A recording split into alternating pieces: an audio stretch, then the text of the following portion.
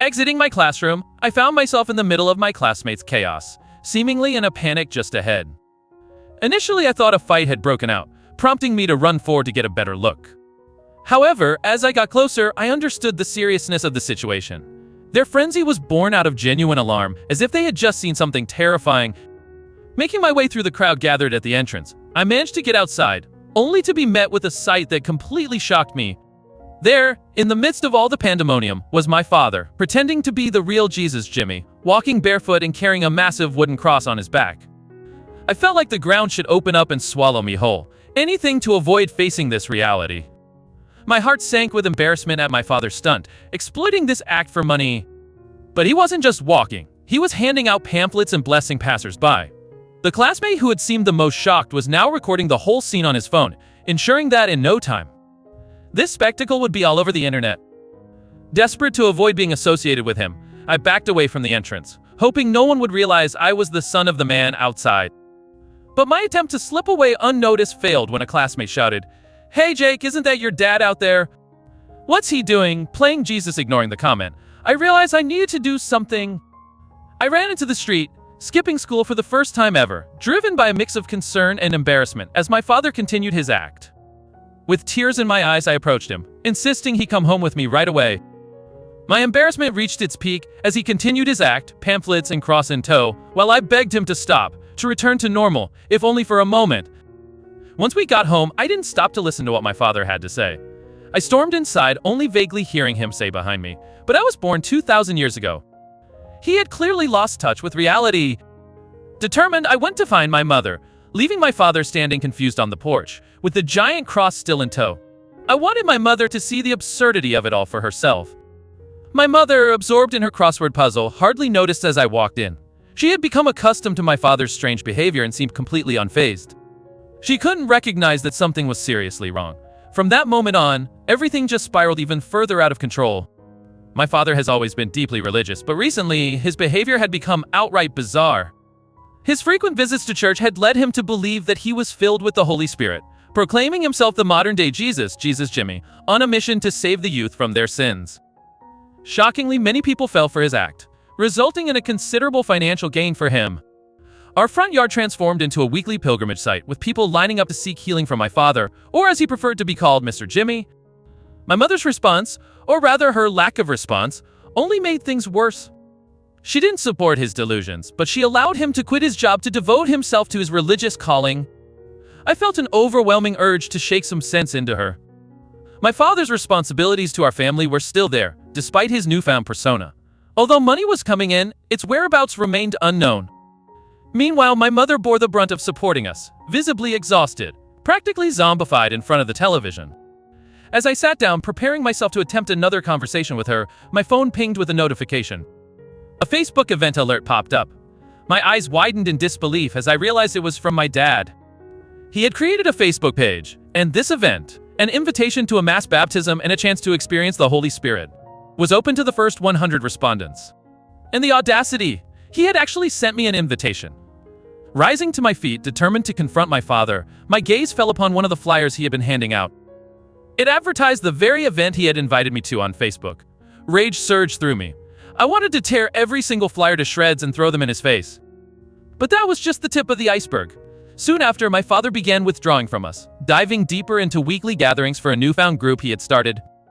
My mom and I saw less and less of him, and when we did, he was always muttering about supposed flashbacks from 20 years ago. The whole situation with my dad had escalated to such a level of frustration that I eventually decided it just wasn't worth my energy anymore. If he wasn't willing to listen, why should I put in the effort? Ignoring him seemed like the only sensible option, so that's what I decided to do, at every given opportunity. However, my determination wavered the day I unexpectedly found him at my favorite lakeside spot, accompanied by a strange-looking woman. I realized then that ignoring him just wasn't feasible anymore. The scene in front of me was bewildering. They were sitting by the lake, the woman filling a silver goblet with water and using it to anoint my father's head, whispering in his ear after each pour, making him giggle like a child. The sheer absurdity of the situation sparked my curiosity. I needed to find out what she was telling him. Was this an affair? How long had this been going on? A wave of nausea hit me. I decided to eavesdrop, hiding myself behind some trees nearby. What I heard was downright strange. "Nora, oh sweet Nora, you truly are the light of my life," my father declared. "My dear boy, you are too kind. You have saved me," Nora replied. This was absurd. So, her name was Nora. Not that I was one to judge names, considering mine was Jake. And yet, she was fully buying into my father's Jesus act. Was she out of her mind suddenly? Everything started to make sense, explaining my father's recent distant behavior. He must have met Nora at one of his gatherings. I realized I had to tell my mother. It wasn't fair to her, and frankly, it was a far cry from anything remotely Jesus-like.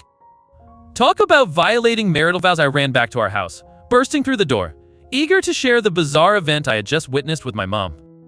At first, she brushed it off, used to my dad's strange antics. However, when I described the woman whispering in his ear, her demeanor changed, and she began to take my words seriously.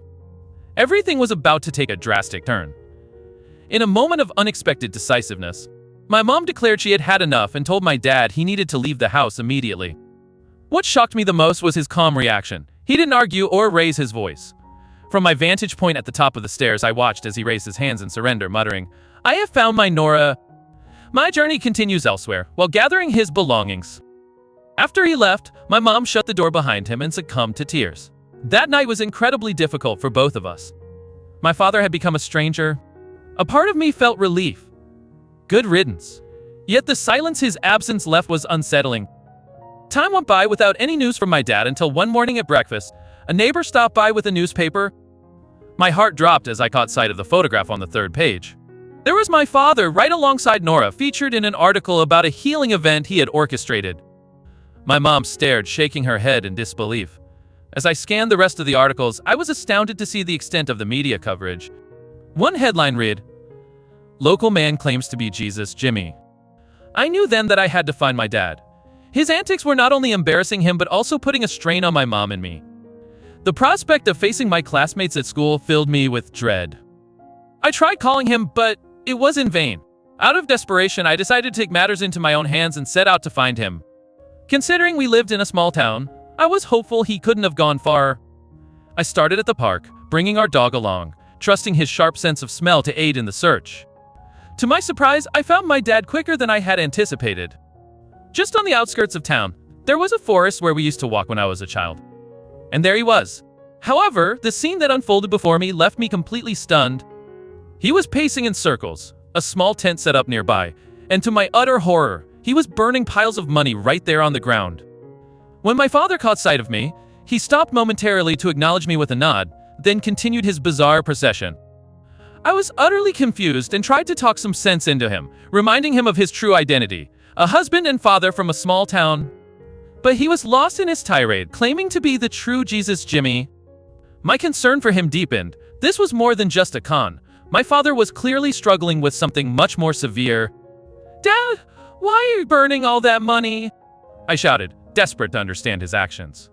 He replied with a solemn expression, "Money is the root of all evil. I am here to cleanse the world." I was perplexed. But wasn't this whole act for the money in the first place? I asked, my frustration evident. My dad seemed genuinely surprised as he walked towards me, stating, "You might think this is about money. Even the original Jesus faced doubt and rejection. I'm here to save the modern world from its sins, not to accumulate wealth." In that moment, I felt a wave of sympathy for my father, who I had previously thought of as a con artist. I began to wonder if a delusional father was better or worse than a deceitful one. Nonetheless, it was clear that he needed professional help. I contacted my mom and told her everything. Despite her anger and frustration, she reached out to a friend at a psychiatric hospital nearby. They agreed to send a team to pick up my dad. I wondered if they would need to use restraints. Knowing him, he wouldn't go without a fight. Remarkably, they managed to take him to the facility without any major incidents. The doctors performed several evaluations, and, although he seemed calm, they decided to run more tests to rule out any serious mental conditions. Visiting him at the facility, I was unsettled by the environment, surrounded by individuals dealing with serious mental health challenges. The atmosphere in the facility was eerie, filled with the sounds of people struggling with their mental health. My dad, however, seemed unfazed, insisting that these experiences were just part of his mission. His comments only heightened my concern and unease. I couldn't shake the feeling that his situation was more complex than a simple delusion. My thoughts turned to Nora, and I pressed him for more information about her. His face darkened as he shared that she had used him for publicity, even selling her story to a newspaper. This revelation helped me connect the dots. It was likely the catalyst for his bizarre behavior and the burning of the money. It was clear as day. My father's mental stability had taken a severe hit. The doctors were leaning towards a diagnosis of schizophrenia and insisted he needed more time under observation and assessment in the hospital. At first, the thought of leaving him in such an institution broke my heart, but I quickly realized it was the best place for him. The realization hit me hard. If I hadn't found him in the forest, this story might have had a much more tragic ending. This whole experience has been a harsh awakening to the delicate nature of mental health, a topic I had not given much thought to before. My only wish now is for my father to find his way back to reality and let go of his Jesus Jimmy persona. I turn to you, my viewers, to hear your thoughts on this tumultuous journey. Please feel free to share your comments below, and don't forget to hit the like button and subscribe to my channel for more compelling stories.